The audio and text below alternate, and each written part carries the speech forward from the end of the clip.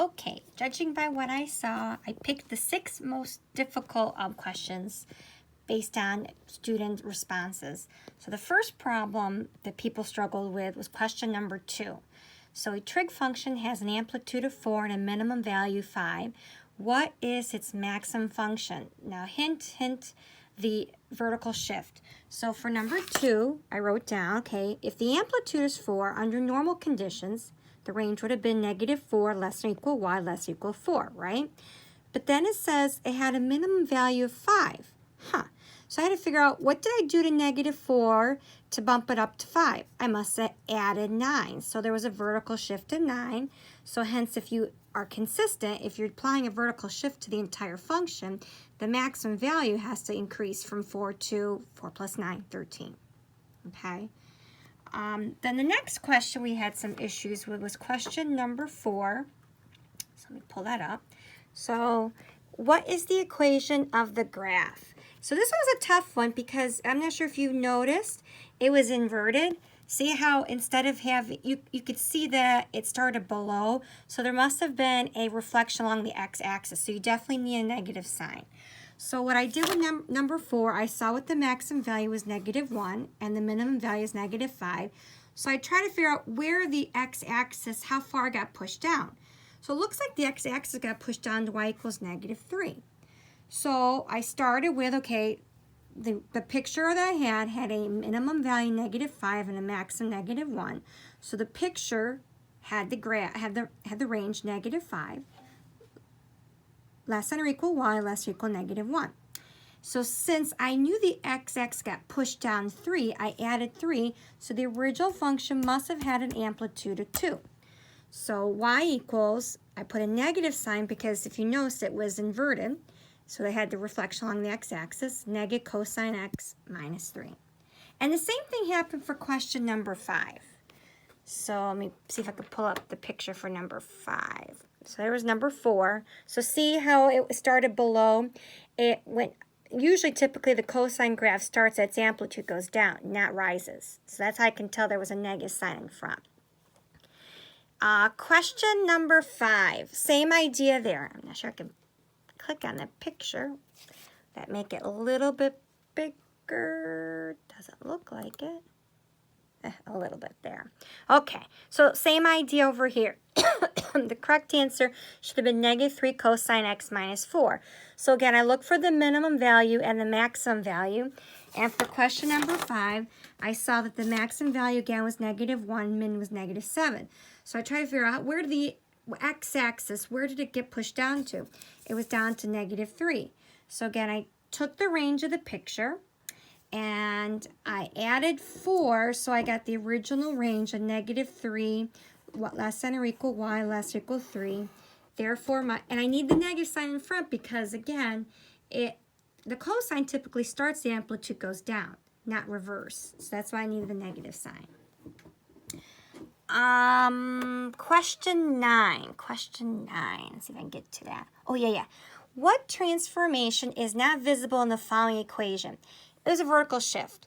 The negative in front of the 3 is a reflection, so that was not reflection.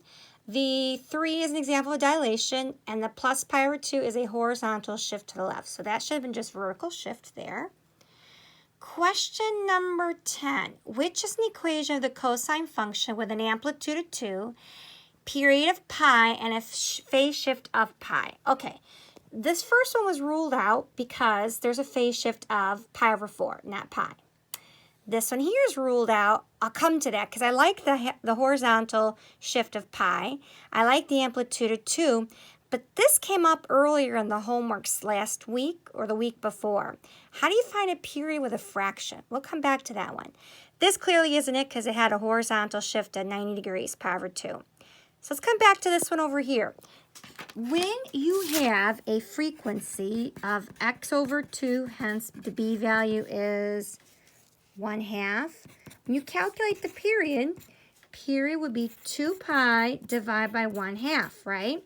So you have to do the stage change flip. So the period actually here was 4 pi. So we had seen that before, unfortunately. It's a tricky one. So that's why this was the correct answer for number 10. The then the last two problems that people struggle were the question 12 and 13, which kind of belong together. So number 12, the brightness of star Mira came occurred over the time frame 0 less than or equal x less than or equal 8. It's given by the equation y equals 2, dilation of 2. Look at that pi over 4x. Oh, look at that plus 6 vertical shift, where x is time and y represents brightness. What is the maximum brightness of the star? The correct answer was 8. How come? Well, under normal circumstances, the amplitude is 2. I would have had a range -2 less or equal y less or equal +2, right? But that vertical shift of 6, if I add 6 to both sides, I see the maximum brightness there should have been 8. But then the last part, you might have thought it was the same question, but this time I wanted to get you practicing with the calculator. So if you remember on the graphing calculator, to find intersection points, you've got to hit the second button and calc. See, when you hit second and calc, you get this very important screen, intersect. Very, very helpful. You can find intersection points, and that's what I ended up doing. I went to the y equals. I typed in the equation very carefully. One thing you'll know about me is when it comes to fractions, I always insert another set of parentheses around the fractions. So I enter that all in. Then I entered the brightness of 7, the window. The problem did state 0 to 8, so I entered that domain that was given to me, and I figured 0 to 8, why not keep the x-axis at a scale of 1? Now, because I did my work from the previous question, I saw that the lowest value is going to be 4 and the highest brightness is 8. I used 4 and 8 as my y min and max, and again I kept my scale at 1. And voila. These are the two times. So again, as a reminder, how do you find the intersection points? Second calc, option 5, and then moving with your arrow buttons, get the cursor. Oh, do you see it? Looks like there's a bug. See how it moves? There it is. So I'm going to take a picture from the first equation from the left. Then see how it looks like the cursor, it looks like another bug here, but it's not. It's the same cursor. Take a picture here from the right, and bam. So one of your intersection points is 0.66. Okay, there's no 0.66 in the solution set. Here, no. So it's one of these two. Which one was it? It ended up being the second one here. So again, what I would do is second calc, number 5, and run the same program again. Move the cursor over. It's slowly getting there. See, it pops up finally. Take a picture by pressing enter. Move the cursor a little bit over to the right on the second equation, y equals 7, and bam, there's your second answer, 3.33. I hope this was helpful. Again, just want to go through as you can see, the word problems and any of the applications with the transformations are probably the most difficult part of trig functions.